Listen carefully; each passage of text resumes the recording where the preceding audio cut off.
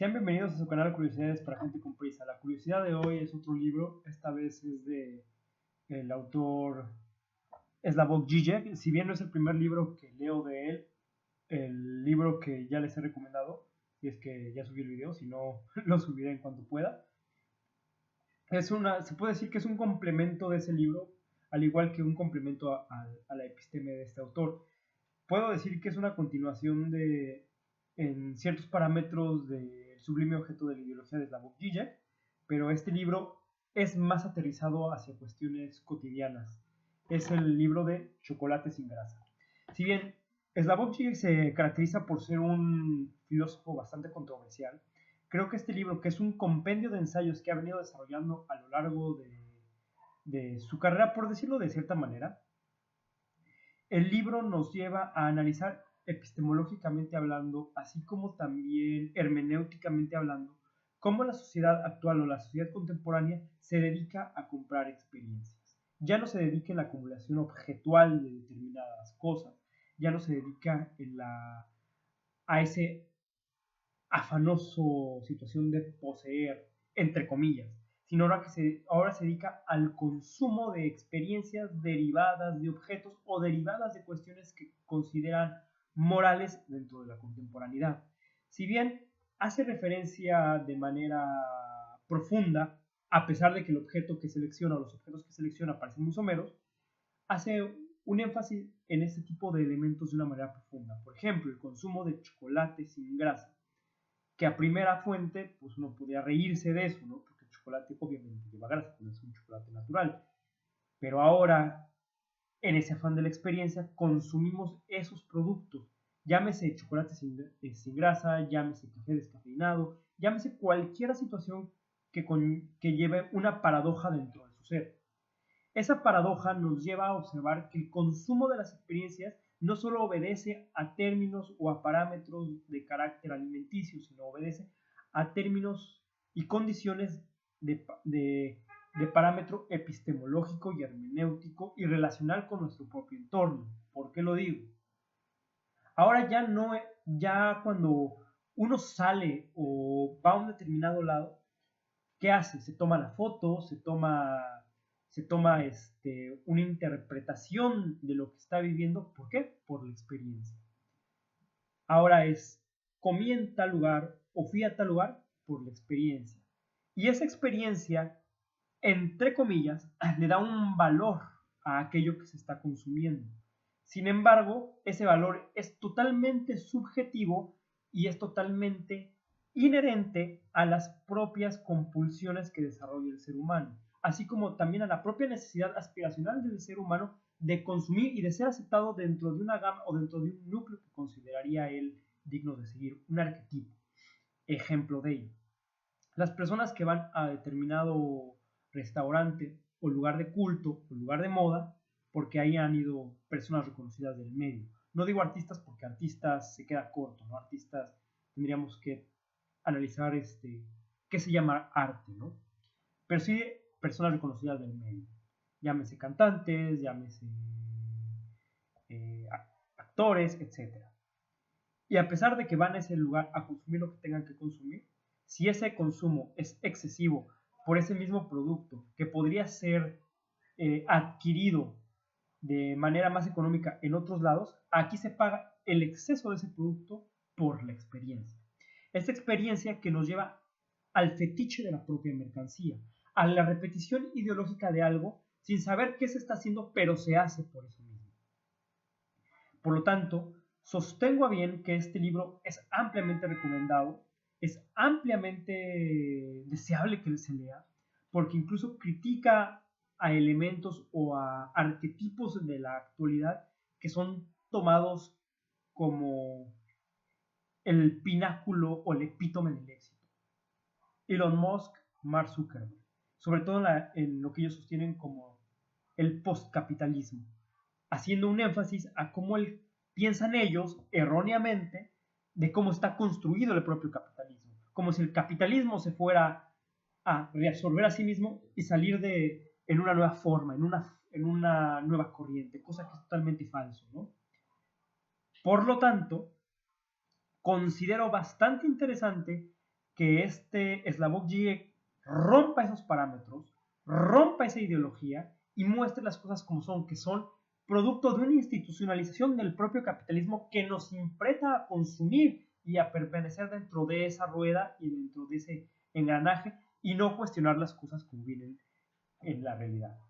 Si bien este libro está compuesto de muchísimos ensayos, hay varios que llamaron mi atención. Entre ellos está una crítica al antisemitismo observado desde la perspectiva del holocausto, que generalmente es antisemita y luego quiere sacar la perspectiva de sufrieron un holocausto. ¿Por qué lo digo así, de esta manera? Porque él nos demuestra a través de su argumento cómo las personas que vivieron el holocausto, que sobrevivieron a él, no se volvieron empáticas, sino al contrario, del ser los perseguidos se volvieron los persecutores. Y ya está el ejemplo de Palestina, que en la actualidad, al año que estoy grabando este video, que es 29 de diciembre del 2023, se ha exaltado en gran mayoría por parte de gobiernos, no de la población en general, porque hay población que está del otro lado de la balanza, pero se ha exaltado esa situación pro-israelí, pro-eliminación del palestino. Y tal vez esto sea motivo para que me censuren el video. Sin embargo, yo no estoy dando una situación de si estoy a favor o en contra de esas perspectivas, pero sí estoy en el tenor de cuestionarlas. ¿Por qué?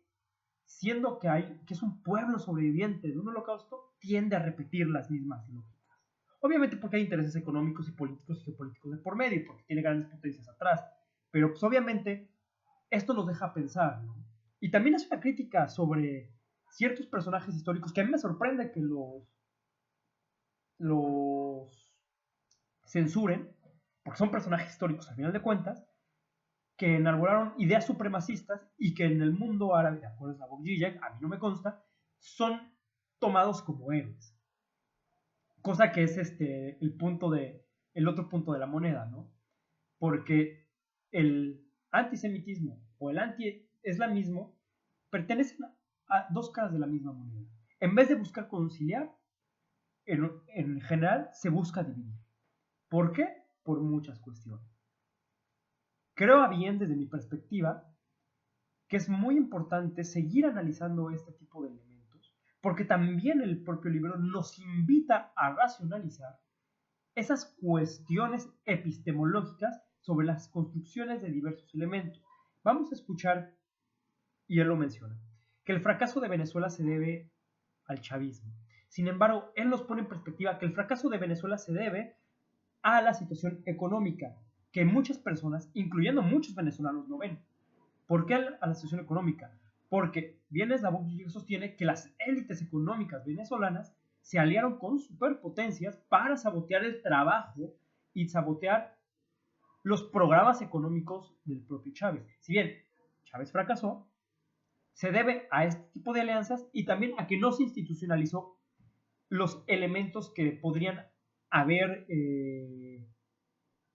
propulsado el progreso. Hace críticas de N cantidad de elementos. A veces habla desde la perspectiva del subalterno, a veces habla desde la perspectiva crítica de los organismos tanto de izquierda como de derecha, o mal llamados izquierda como derecha.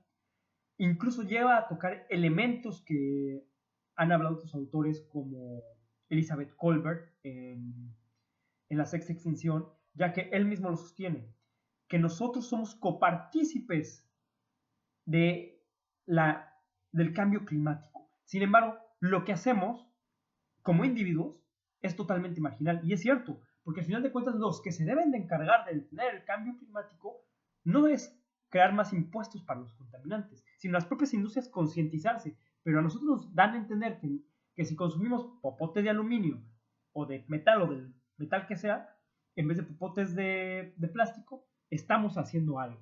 Y cosa que es muy marginal porque no es cierto. Porque se sigue explotando el petróleo, se sigue explotando diferentes cantidades de contaminantes que no solventan en ello. O sea, dejamos de consumir popotes, pero no dejamos de consumir ropa, que mucha de la ropa es derivada del petróleo. Tiene más de 4.000 derivados. Entonces, Žižek nos obliga a cuestionarnos ¿Cuál es el status quo de la sociedad? ¿Dónde estamos parados? ¿A dónde nos dirigimos? ¿Quiénes somos?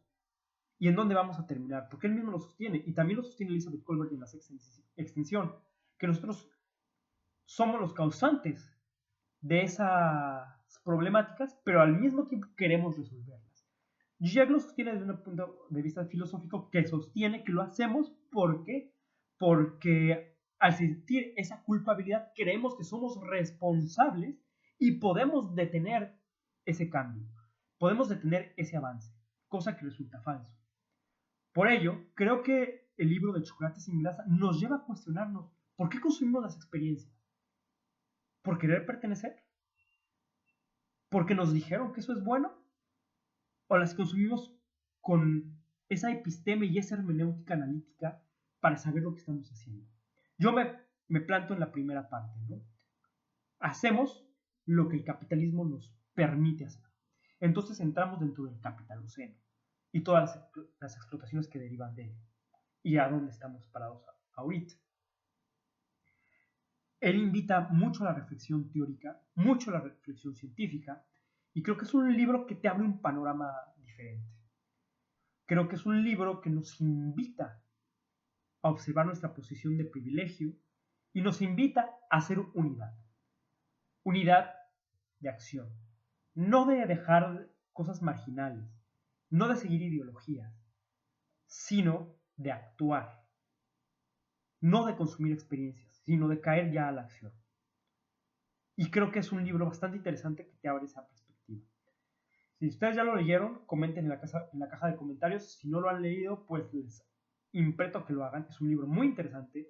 No es tan pesado como El sublime objeto de la ideología, porque son ejemplos reales, son ejemplos del gobierno, incluso sostiene de cosas que se debieron de haber aprendido de Trump, que dice que en el momento de implementar políticas se saltó convenciones o usos y costumbres para poderlas aplicar. Y de hecho él aplaude esa parte, ¿no? Que hay veces que los gobiernos deberían dejar de tanta demagogia y actuar. Y creo que es válido, ¿no? Válido en ciertas perspectivas positivas, porque también hay imposiciones y podríamos caer en otros extremos. Pero sí es interesante observar ese cuestionamiento. Y pues me despido y les agradezco que hayan visto este video. Si lo llego a subir antes del fin de año, pues ojalá tengan un excelente cierre de 2023 y disfruten el 2024 y que esté lleno de experiencias tanto positivas como negativas, que las negativas sean las menos y sean negativas en características manejables, no problemáticas que nos lleven a sufrir, y pues que sigamos aprendiendo y creciendo. Sin más, me despido y les agradezco que sigan visitando su canal. Hasta la próxima.